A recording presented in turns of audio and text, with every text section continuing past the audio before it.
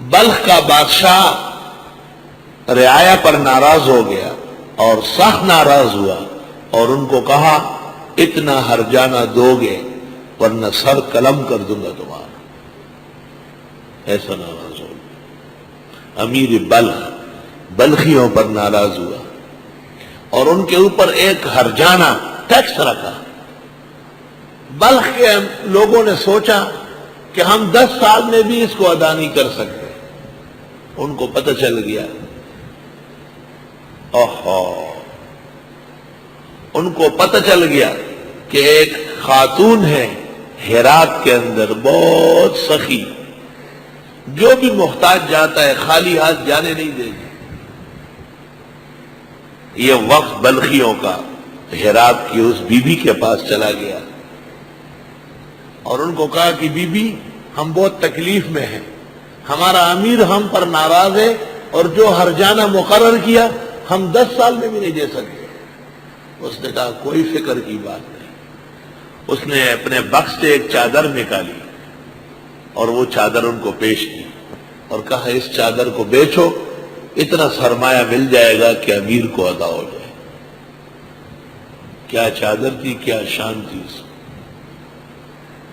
یہ لوگ چادر لے کے آئے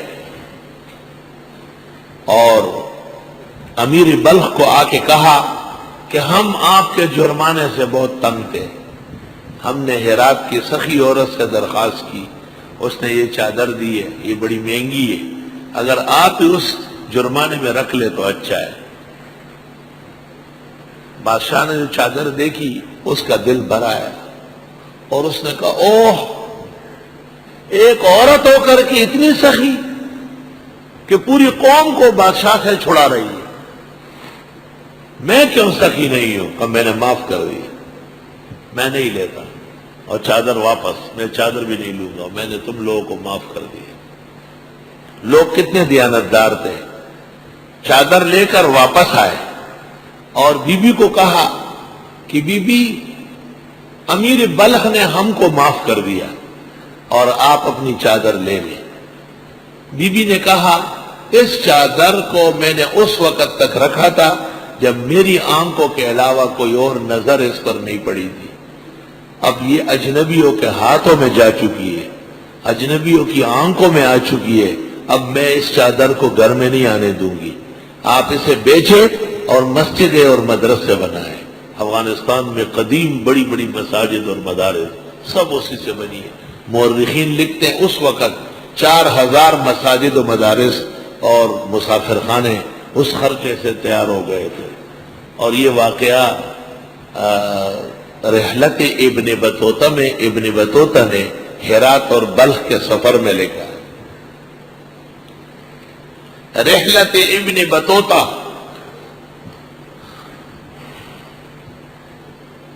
اس نے اپنی کتاب رحلہ میں لکھا ہوا ہے، بلخ اور ہرات کے سفر نامے میں. وَأَنفِقُوا فِي سَبِيلِ اللَّهِ، خرچ کرو اللہ کے راستے میں.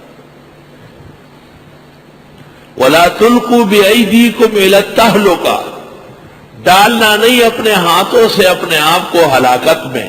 خرچ نہ کرنا، ظالم کو موقع مل جائے گا اور وہ آ کے تمہیں ہلاک کرے گا.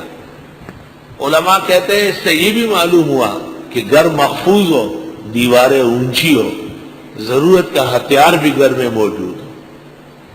وَأَحْسِنُوا، کہاں خرچ کرو؟ وَأَحْسِنُوا، احسن العلوم والوں کو دو. کچھ تفسیر کا فائدہ تو ہو. احسان کرو یعنی خرچ کرنا ہے، وقت پر دو، زیادہ دو، خوشی سے دو، محبت سے دو. وَأَحْسِنُوا، انفاق میں بھی اخلاص پیدا کرو. ان اللہ یحب المحسنین، بے شک اللہ پسند فرماتے ہیں احسنیوں کو، جو اخلاص اور توحید سے پیش آتے ہیں. وَأَتِمُّوا الْحَجَّ وَالْعُمْرَةَ لِلَّهِ، اور پورا کرو حج اور عمرہ اللہ کے لیے. جب حج یا عمرے کا احرام باندھو تو پورا کرو. فَإِنْ أُحْصِرْتُمْ، پس اگر تم راستے میں روک لیے گئے، فَمَا اسْتَيْسَرَ مِنَ الْهَدْيِ، پس جو تم سے ہو سکے قربانی. دم احسار جسے کہتے ہیں یہ تو دینا پڑے گا. وَلَا تَحْلِقُوا رُؤُوسَكُمْ، اور مونڈنا نہیں اپنے سروں کو. احرام کی حالت میں بہت ساری پابندی ہے، لیکن بنیاد یہ ہے کہ سر کے بال نہ مونڈنے. عام طور پر تو سر کے بال مونڈنا ہوتا ہے. حَتَّى يَبْلُغَ الْهَدْيُ مَحِلَّهُ، یہاں تک کہ پہنچ جائے قربانی کا جانور قربان گاہ کو، محلہ اپنے حلال ہونے کی جگہ کو. بھئی حاجی محرم ہے یا محرم معتمر ہے، لیکن اس کو یقین ہو گیا کہ میں مقررہ تاریخ تک نہیں جا سکتا اور اس سے پہلے پہلے مجھے احرام کھولنا پڑے گا کیونکہ مجھے گرفتار کر دیا گیا، تو وہ اپنے بدلے میں ایک دم وہاں بھیجے. کہاں؟ کعبہ شریف. ہدیم بالغ الکعبہ. فمن کان منکم مریضا، پس جو کوئی تم میں بیمار ہو، او بھی اذم من راسی، یا تکلیف ہو اس کے سر میں، اس لیے بال منڈوا رہا ہے، بے شک بال منڈوا لے. ففدیۃ من صیام، پس فدیے میں روزے رکھے، او صدقۃ، یا صدقہ دے، او نسک، یا جانور کٹوائے. روزے 3 دن رکھے، اور قربانی بکرا یا مینڈا یا اونٹ اور گائے میں حصہ، اور صدقہ ان کے مساوی قیمت وہ بھی خیرات کر سکتا ہے.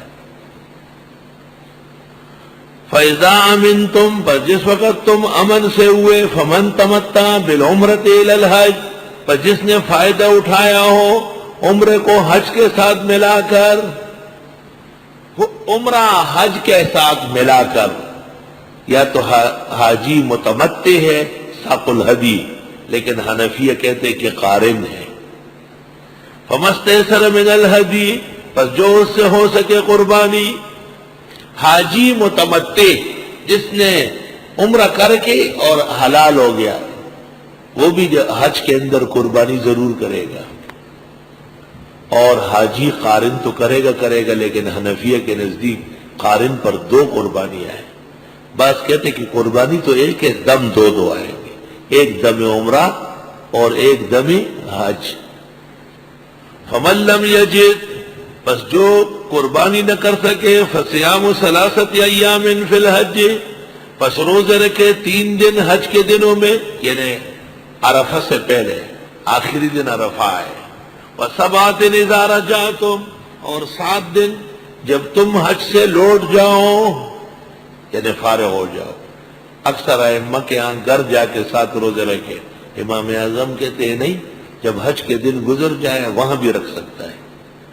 تِلْكَ عَشْرَةٌ کاملہ، یہ 10 دن پورے کرنے ہیں. جس شخص نے حج تمتع کیا ہے اور اس کے پاس قربانی کے لیے جانور نہیں، یا اس نے حج قران کیا ہے اور اس کے پاس قربانی کے لیے جانور نہیں، باقی حج افراد میں قربانی واجب نہیں ہے، وہ نفلی و مستحب ہے. ذَلِكَ لِمَن لَّمْ يَكُنْ أَهْلُهُ حَاضِرِ الْمَسْجِدِ الْحَرَامِ، یہ واسطے ان کے ہیں کہ نہ ہو ان کے لوگ رہنے والے مسجد حرام کے. وَاتَّقُوا اللَّهَ، اللہ سے ڈرو. وَاعْلَمُوا، جان لو. أَنَّ اللَّهَ شَدِيدُ الْعِقَابِ، بے شک اللہ تعالیٰ سخت عذاب والے ہیں.